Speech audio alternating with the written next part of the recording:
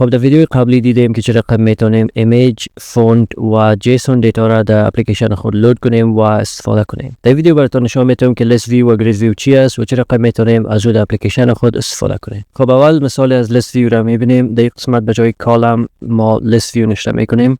بلدر فیچری است که اتومات به ما ListView بلد میکنه یا جور میکنه و به خاطر از این ما باید دیتا یا لیست اف دیتا داشته باشیم و در این صورت ما دیتای ما داخل از این جیسون فایل است که user.json است. اگه جا ببینیم دیتا user.json ما میخوایم همین دیتا را داخل ListView نشان بدیم. به خاطر ما ListView بلدر استفاده میکنیم و یک است دینامیک است. هر چقدر که دیتا زیاد شود بازم ListView اتومات سایزش زیاد میشه و ضرورت به ما نیست که هر دفعه او را بگیریم در ListView اد کنیم. یعنی دیگه سایز فیکس نیست و سایزش دینامیک است. خب داخل بلدر اگر ما اینجا کنترل سپیس بذاریم بر ما آپشن کانتکست و اندکس میده. کانتکست که است از همین کانتکست فعلی ما استفاده میکنه و اندکس که است بر ما یک نمبر میده که ListView در شماره چند هستیم. اگر فرض کنیم دیتای ما سایزش 20 آیتم است و ای بر ما کرنت نمبر میده مثل 0 1 2 3 2. داخل از این ما باید ریترن کنیم یک ویدجت که ویدجت با اینجا بر ما نشان داده میشه و خاطر نشته میکنیم ریترن. اینجا میتونیم کانتینر تکست یا هر چیزی که بخوایم ریترن کنیم. اما با ListView ما یک ویدجت دیگه داریم به نام لیست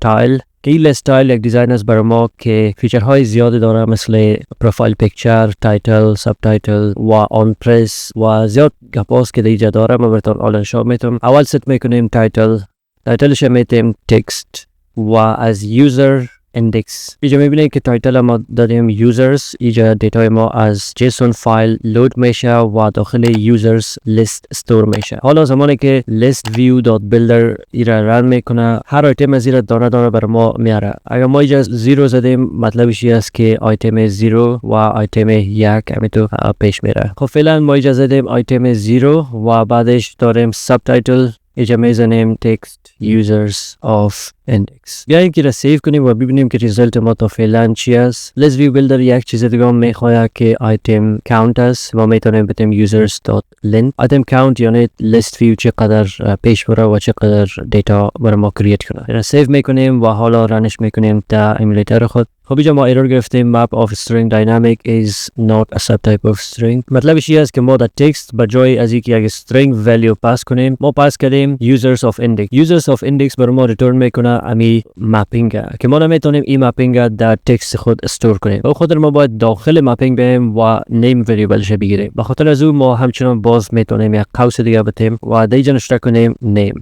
در پایین همچنان نشته کنیم age. اگر را سیو کنیم حالا میبینیم که بازم میگه integer is not subtype of string به خاطر که age که از تایپش integer است و در تکست ما فقط میتونیم value string بگیریم. به خاطر اینجا نشته میکنیم to string. حالا اگر سیوش میکنیم میبینیم که برای ما دو آیتم ظاهر شده اینجا و ListView و list style ما برای ما نشان میده نام و age و برای فعلا داریم فقط دو آیتم. اگر ما تعداد آیتم های ما زیاد میباشه یه همچنان اسکرولبل است. خب بیاین که بعضی آیتم های دیگه هم اد کنیم. خب به این اندازه ما آیتم برش اد کردیم و حالا اگر سیوش میکنم و اپلیکیشن ریستارت میکنم باز هم کم است و اسکرول ما دیده نمیتونیم. به خاطر ما میگیرم کلش یک کپی میکنم و در قسمت آخر کامه پیست. این دفعه آیتم زیاد داریم و این ریستارت میکنیم باز هم میبینیم که تمام دیتای ما از جیسون فایل لود شده و داخل ListView بر ما نشان داده شد. بیاین که می آیتم های خود کمک مقبول تر بسازیم. تکست مت میتیم یک چیز به نام لیدینگ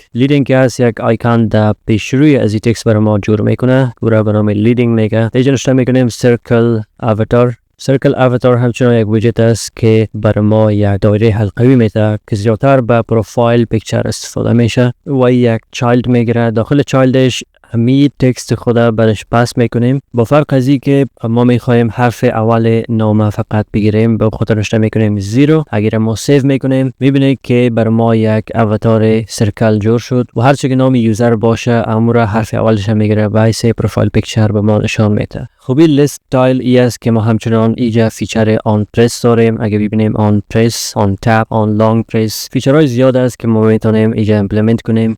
خب لیست ویو بیلدر به ما میتونه یک لیست میسازه و بیلدر هدفش است که زمانی که تعداد آیتم های ما در لیست مشخص نیست به خاطر ما لیست ویو دات بیلدر استفاده میکنیم و این برای ما داینامیکلی یا اتومات چقدر آیتمی که ما می داشته باشیم با استفاده از دات لنت و آیتم کاونت برای ما لیست جنریت میکنه. حالا بیاین که مثالی از گرید ویو بیلدر همچنان ببینیم. فعلا ما اینجا داریم لیست ویو بیلدر و اگر ما را پاک کنم گرید ویو بیلدر باز مثال از این دیدن خود دانستیم. به خاطر ما یک تاب براتون جور میکنم که یک تاب ایجاد داشته باشیم به خاطر لیست ویو بیلدر و دیگه تاب داشته باشیم به خاطر گرید ویو بیلدر که مثال از دوش پالو تا پالو دیده بتونیم. به خاطر یک ویدجت دیگه داریم به نام تاب بار ویو و تاب بار ویو که از یک چیلدرن داره. داخل چیلدرنش ما میتونیم هر دو آیتم ما را پرتیم مثل لیست ویو بیلدر و گرید ویو بیلدر. حالا در زیر لیست ویو بیلدر ما کد گرید ویو بیلدر خود استفاده میکنیم گرید ویو بیلدر و اینجا دلیگیت میخواد که دلیگیت شما میتونیم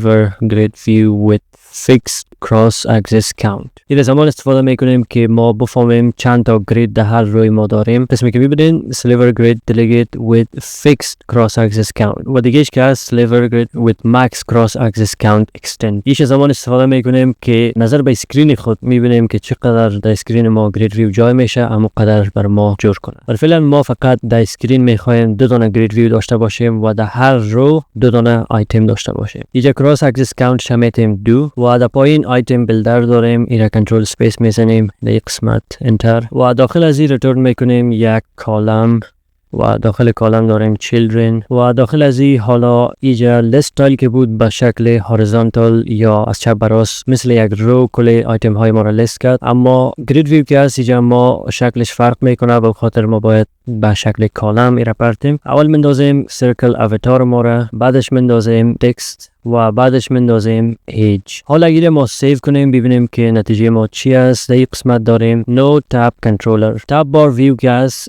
یک تاب کنترلر همچنان میخواد به خاطر یک زمانی که ما میخوایم از یک تاب به دیگه تاب بریم او را باید یک کنترلر باشه که کنترل کنه و دیتایش ترک کنه و بر ما نشان بده که ما فعلا در کدام تاب هستیم و چند تا تاب داریم. به خاطر از او ما باید بیایم اسکافولد خود با یک ویدجت به نام دیفالت تاب کنترلر و اینجا سایز تاب ما را میتیم دو تا تاب میخوایم داشته باشیم توتال که یکی از لیست ویو و دیگه از گرید ویو. حالا اگر ما سیو کنیم میبینیم که دیتای ما ظاهر شد و میبینیم که ما از چپ به راست و راست به چپ اسکرول میتونیم اما برای ما اینجا مشخص نیست که ما فعلا در کدام تاب هستیم. به خاطر ما باید در زیر اپ بار دو دانه تاب جور کنیم که یکی تاب باشه لیست ویو دیگهش باشه گرید ویو ما بفهمیم فعلا در کدام تاب هستیم. به خاطر از اون در اپ بار یک پراپرتی داشتیم به نام باتم که قسمت پایینی اپ بار میگه. در زیر از تایتل یک قسمت پایینی در اپ بار داریم و را باتم میگه. در اون قسمت ما یک تاب بار جور میکنیم و اینجا تاب سشه یک لیست میتیم و داخل لیست دو دانه تاب جور میکنیم. تکستش از لیست ویو. اینجا میبینیم که فقط استرینگ قبول میکنه به خاطر ضرورت به تکست ویدجت نیست. دایرکت میتونیم نشته کنیم لیست ویو و تاب بعدی نشته میکنیم گرید ویو. حالا اگر ما سیو میکنیم میریم در اپلیکیشن خود میبینیم که در زیر اپ بار دو دانه تاب جور شده یکیش لیست ویو دیگهش گرید ویو. اینجا ما میتونیم اینجا کلیک کنیم یا هم اسکرول کنیم مشکل نیست. خب میبینیم که فرق لیست ویو و گرید ویو دی است که لیست ویو بر ما یک لیست جور میکنه و آیتم های ما را به شکل هوریزونتال و اسکرولبل همچنان است و گرید ویو که است میتونیم آیتم های ما را به شکل در یک رو دو تا یا سه تا یا چهار تا هر چقدر ما بخوایم ست کنیم و این همچنان اسکرولبل است. این قسمت میبینیم که ما داخل ارور گرفتیم به خاطر که سایز گرید ویو ما را مشخص نکردیم. اینجا گرید ویو کاونت داریم که ما میتونیم نشته کنیم users.length سایزش مشخص میکنیم سیو میبینیم که ارور نیست و حالا اگر ما بخوایم این را سه قطاره کنیم همچنان میتونیم اینجا کراس اکسس کاونتش سه سیو در یک رو سه تا آیتم در این زمان میباشه. خب شما میتونید دیگه فیچرهای از را با خود اکسپلور کنین. بر فعل ما فقط براتون نشان دادیم که این ویدجت ها در فلاتر اویلیبل است و چه رقم میتونیم مثال ساده کار کنیم. در ویدیوهای بعدی اگر ما اپلیکیشن های بزرگ میسازیم از این لیست ویو و گرید ویو استفاده میکنیم و براتون ادوانس فیچرهایش نشان میدیم که چه رقم میتونیم استایل کنیم چنجز بیاریم و چه رقم میتونیم در ریل اپلیکیشن از یا استفاده کنیم. بر فعلا همین بفهمین و ضرورت به این نیست که شما نقطه به نقطه اینها را از یاد کنین. هر چه که ما زیادتر کار میگیریم و پرکتیس میکنیم هم قدر اتومات به ذهن ما میشینه. خب تا فعلا اگر کدام مشکل می داشته باشین در کامنت نوشته کنین من حتما براتون ریپلای میدم یا اگر مشکلتان پیچیده بود برش یک ویدیو جور میکنم و تا ویدیوی بعدی خدا نگهدار.